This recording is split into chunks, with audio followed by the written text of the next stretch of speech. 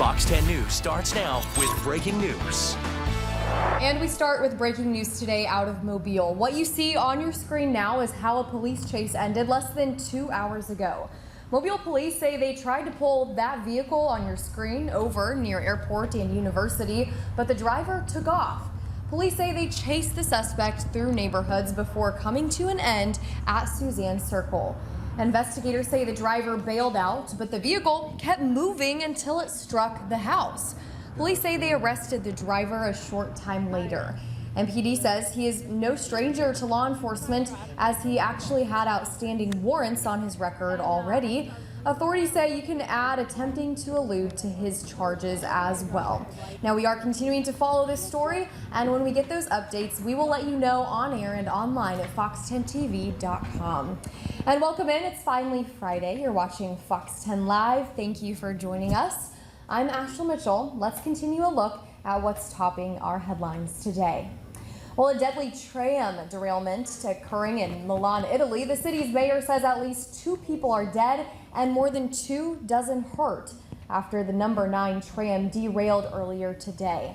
The tram, which runs through the city, was reportedly going at a high speed when it swerved suddenly at a switch track and went off its normal course, nearly flipping onto its side as it took a curve before slamming to a stop. The mayor says 1 person died on board the tram and the other person was passing by at the time of the accident. An investigation is expected into the cause of this derailment. We'll keep you updated here. In the meantime, a new battle over artificial intelligence is emerging now at the Pentagon, which has been trying to get access to Anthropic's AI tech for military use, but the company is resisting. So Pentagon Chief Pete Hegseth gave the firm a Friday deadline to comply. Anthropic CEO still refusing to hand over the tech, saying it could be used for massive surveillance or autonomous weapons. The Pentagon is pushing back, claiming it would never use AI illegally, and a top official tweeted that CEO Dario Amodei, quote, wants nothing more than to try to personally control the U.S. military and is okay putting our nation's safety at risk, end quote. The White House says they need the tech to fight wars and ownership would still reside with Anthropic. They do have certain control over it. They would like to deflect from that a little bit. Really weird. Sam Altman, the CEO of rival company OpenAI, says he's working on a deal that may solve the legal impasse between the Pentagon and big tech. Well, Fox 10 and Infirmary Health teaming up this morning to host heart health screenings. We were at 3 different locations in Mobile and Baldwin counties, including in Bay Minette, where Fox 10's Stephen Moody spent the entire day. He has much more in this report. All right. The North Baldwin Fitness Center was one of 3 locations where hundreds of people were able to get free health screenings. So we are screening for blood pressure, we screen for cholesterol and diabetes, and it's just important to get your health in check. Hyperlipidemia, hypertension are easy to control. You know, we have great medications nowadays, but they also have long-term repercussions if they're not well controlled. And so, you know, it's good to see everyone here today, and going to do some important screening and get some information out to people. All with just a simple finger stick, and residents were excited to take advantage of a great opportunity. Good, it's very good. I got some good information. I know what I need to work on. I got to go and work on me. So I was excited about coming. But you know, it's raining outside. So in order for me to come in the rain, they let you know how bad we need to come. And not just for me, but for everybody. Our health is very important. Results took only 5 minutes and no fasting was required, and the immediate answers made it even better. To have the ability to see what your numbers are, to be able to get in contact with your doctors, it's a wonderful event. Stephen Moody, Fox 10 News.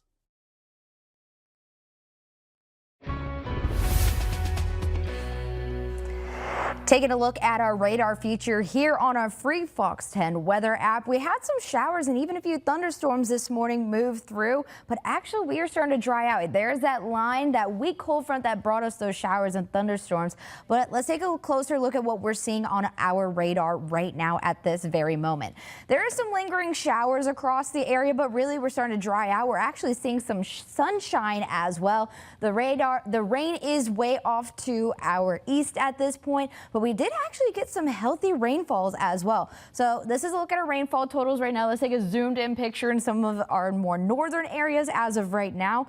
There you go. About an inch of rain in certain locations. We have about an eighth of an inch just south of Thomasville, about 1.1 inches near Coffeyville. We've got about 1.6 inches just south of Grove Hill. We saw about maybe a half an inch to an inch of rain across the area, and that's the same thing in Mobile County. We saw about an inch of rain in West Mobile. West Mobile definitely heard some of that thunder this morning. I heard it on my way into work. Daphne, we got about maybe a 10th to a 20th of an inch of rain, and then making our way into Northwest Florida, we got about an inch of a rain in areas of Crestview, Fort Walton Beach, about an inch and a half near the coastline there, as well as in Navarre, and then Pensacola, we got about a half an inch there. Overall, not a lot of rain, but we'll take what we can get. We are in a drought right now, and a rainfall almanac is showing we are not really performing where we're supposed to. We're still well below average for what we're expecting, especially this month. We're about 3 inches off from the departure from normal, and for this year, we're about nearly 7 inches off from there as well. And then here are the rain chances of the next 7 days. We're not really going to see our next rain chance until going into next weekend. So we're having another front move through. So what you're going to want to do is make sure you water those plants. A lot of people are going to be gardening this weekend since it is going to be nice. And this is your reminder, you're going to want to make sure you water those plants. Our drought conditions are not looking all that great for us, so make sure you water significantly every day. We are going to see some drier conditions as well. This is a look at our water vapor. You can see that front, that gradient right there is showing you that the front has moved off to our west, and now we have drier air settling into the area as well. So you're going to want to make sure that muggy meter is going to stay below that humidity level. It will for a little bit before that next system approaches us next weekend. So pleasant conditions into the weekend, but we'll feel some of that lingering humidity for the nice weather we're about to have. Can't believe we have that muggy meter up already. I was actually outside a little bit this afternoon, hence the fluffy hair. I don't know if you can tell on air, but it's a little sticky. Mine's doing the same thing. I'm like, it's not sitting the way it's supposed to. And I'm like, I got to bring out the muggy meter. My hair's not doing it. Yes, it is the Gulf Coast humidity for sure. But we want to jump into your story today. We're taking a look at some pictures submitted by you all. This one comes from Chastity Gorlach. This is a lunar halo in Theodore. Hannah, I'm going to need your help explaining what this is. Maybe?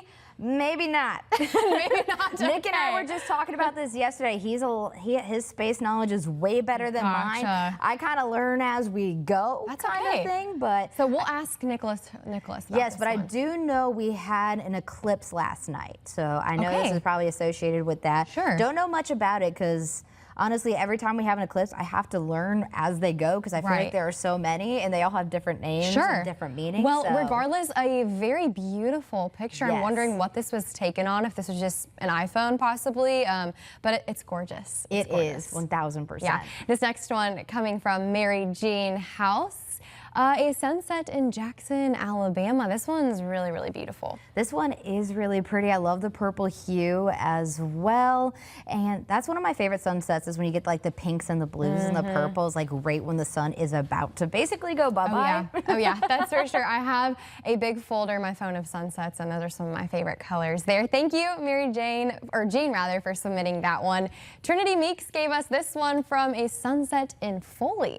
Okay, that is really pretty. And it's a nice open landscape as well. And then the sun is very bright and luminant as well. Like you can see the whole circle going on there. You can see the beam stretching from the east to the west. Yes, you can. I was just about to say that. And it's almost like it's in front of the cloud coverage. So like the clouds are almost making like that orange stick out a little bit, more like a spotlight. It's been a while since I've just sat outside and watched the sunset. It's been a while for me too. And honestly, I think I get my fix from when everybody sends in their sunset pictures, but like I need to go do it. I haven't done it probably since December. Nothing like sitting outside and watching that firsthand for sure.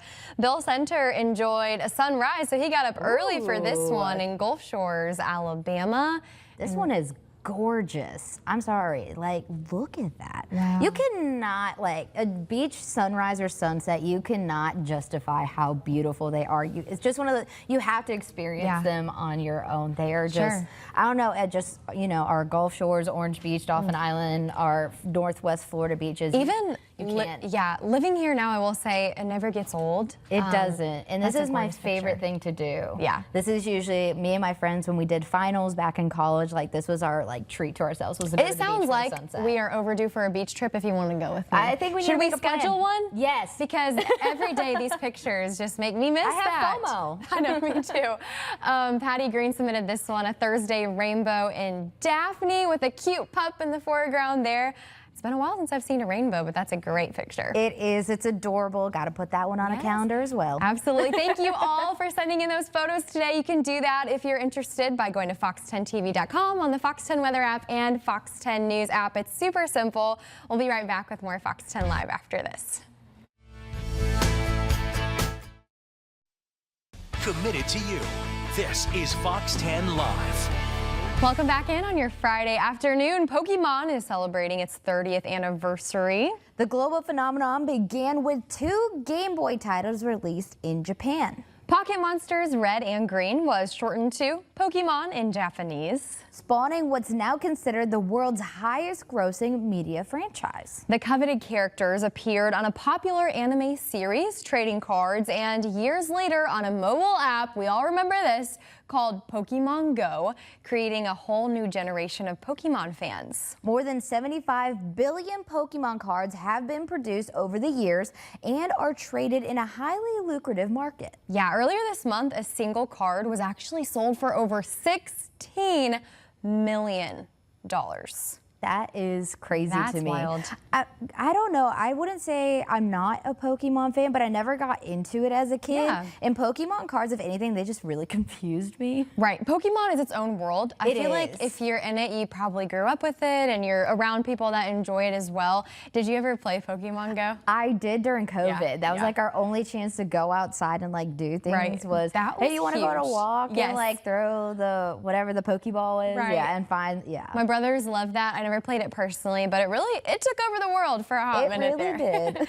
Well, over in Scotland, one couple makes a really big discovery, simply walking their dogs on a beach after a storm. That's where researchers say the couple spotted unique fossilized footprints in the surf. The pair reported the find to regional archaeologists, including a team from the University of Aberdeen, who designated the situation a genuine archaeological emergency. And they quickly rushed to document the scene and capture molds of the prints, as you can see, before they were washed away. Within a week, the prints had reportedly vanished into the surf. But researchers had successfully created 3D models from the gathered data. And radiocarbon dated the tracks and surrounding remains to roughly 2,000 years old. Wow, or around the time invading Roman soldiers may have been storming Scotland's beaches during the Iron Age, such a long time ago. How wild is that find? That is, I honestly don't really have words, and like what, I have so many questions too. It's one of those things where I feel like I would have to talk to one of these archaeologists to understand what like caused it, like why now, you know, like what caused it, and the fact that it just washed away too, just like that. Right. And it's so interesting to me because if you think about the fossilization process, how does one fossilize a footprint? How does nature fossilize it, rather? That's a really good question. Like, what was in it for it to fossilize? That's so neat. I went to the Oregon Trail for the first time back in high school, and it was so cool seeing the ruts, you know, where the wagons went over time, but I've never seen a footprint, so that's neat. Take a look at an incredible record-breaking discovery made by a mother-daughter diving duo. Wow. Citizen scientists Jan and Sophie were surveying parts of the Great Barrier Reef from their family vessel off of Australia's coast when they happened upon the sprawling coral colony. Researchers verified and mapped the coral using underwater measurements and even 3D modeling. At over 40,000 square feet, or about the size of 15 tennis courts, it's now the world's largest known coral colony. And this discovery comes as the Great Barrier Reef has faced repeated mass bleaching events driven by rising ocean temperatures. Scientists are now examining what exactly allowed this colossal coral colony to not just survive, but also thrive. This is really neat. This is really neat. And it just shows you that, I mean, I totally believe that we have only discovered a small part of the ocean. And this is so fascinating to me. It looks like a scene out of Finding Nemo. It Truly. really it's so does. vivid and beautiful. And What an incredibly bonding experience as a family to be able to do that together. Right, and you made history. Yeah, talk about the dinner time conversation. Right? So cool. Imagine bringing people home to Thanksgiving for that one. Well, let's take another look at our forecast. Here's a look at our weather headlines. A slightly cooler night compared to last night by about 8 to 10 degrees. We are tracking the possibility of fog once again. Not much of a surprise there, but we are expecting a dry as well as mild weekend and a warming trend that's about to take place over the next week. So here's a look at our next 5-hour period.